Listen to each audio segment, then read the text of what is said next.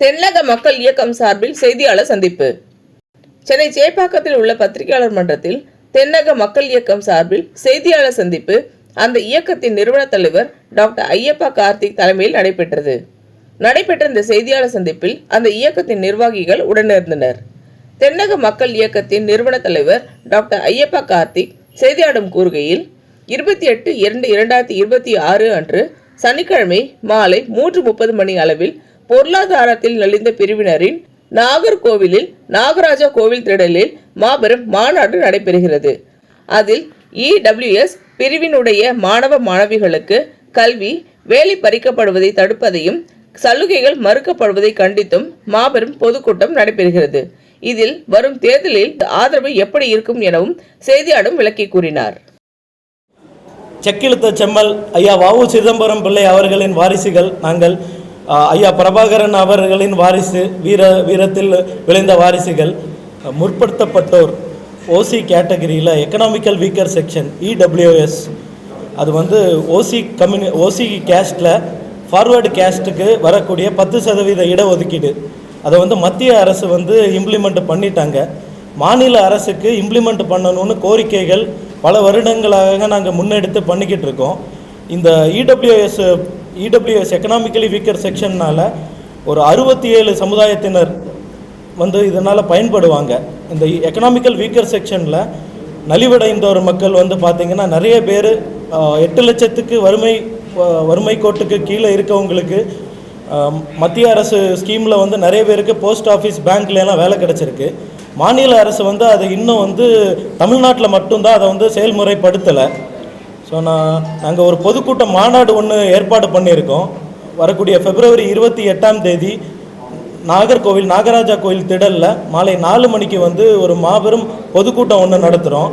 இதில் நம்ம வெள்ளாளர் சமுதாயம், நாஞ்சில் நாட்டு வெள்ளாளர் மற்றும் வெள்ளாளர் சமுதாயம், சைவ வேளாளர் சமுதாயம், நாயர் சமுதாயம், பிராமணர் சமுதாயம் எல்லாரும் சேர்ந்து இந்த பொதுக்கூட்டத்தை நடத்துகிறோம். சுமார் ஒரு 10,000 பேர்கிட்ட வருவாங்கன்னு எதிர்பார்க்கிறோம்.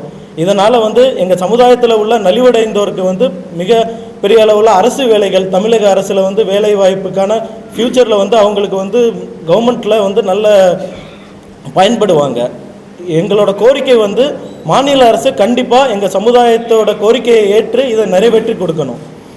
எங்களின் அடுத்த அரசியல் ரீதியான சப்போர்ட்டை இந்த அடுத்து வருகிற எலெக்ஷனில் எந்த கட்சிக்கு நாங்கள் சமுதாய ரீதியாக ஆதரவாக இருக்கிறோம் என்று அறிவிப்போம்.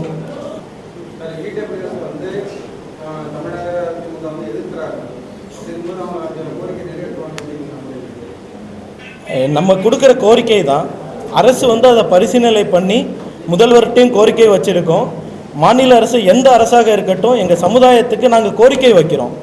ஜனநாயக நாட்டில் நம்ம கோரிக்கை கொடுக்கறது நம்ம சமுதாயம் சார்பாக இந்த கோரிக்கையை கொடுக்குறோம்.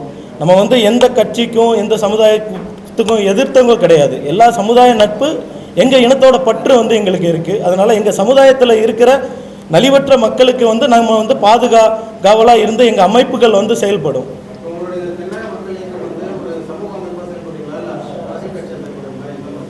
எங்கள் சமுதாயத்துக்கு எங்கள் சமுதாயம் சார்ந்து முன்னேற்றத்துக்கும் கல்வி வேலைவாய்ப்புக்காக அமைக்கப்பட்டது தான் எங்கள் தென்னக மக்கள் இயக்கம்.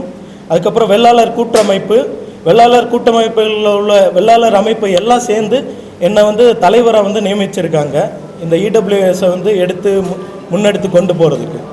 தென்னக மக்கள் இயக்கத்தில் இருந்து திரையுலகில் ஒரு சினிமா தான் ஒரு பாமர மக்களுக்கு சென்றடையுது. ஸோ நம்ம சமுதாயத்தில் இன்னும் பெரிய அளவில் சமுதாய ரீதியாக நம்ம நிறைய பேர் கஷ்டப்படுறது, நம்ம வ.உ.சி. ஐயா வழியில் நிறைய குடும்பங்கள் கஷ்டப்படுறதை இன்னும் திரையில் யாருமே பார்த்துருக்க மாட்டேங்க. அடுத்தது சினிமா மூலமாக தமிழகம் முழுவதும் இந்த செய்தியை சென்றடைவோம். இந்த வீடியோ உங்களுக்கு பிடிச்சிருந்தா லைக் பண்ணுங்க, கமெண்ட் பண்ணுங்க, ஷேர் பண்ணுங்க, சப்ஸ்கிரைப் பண்ணுங்க.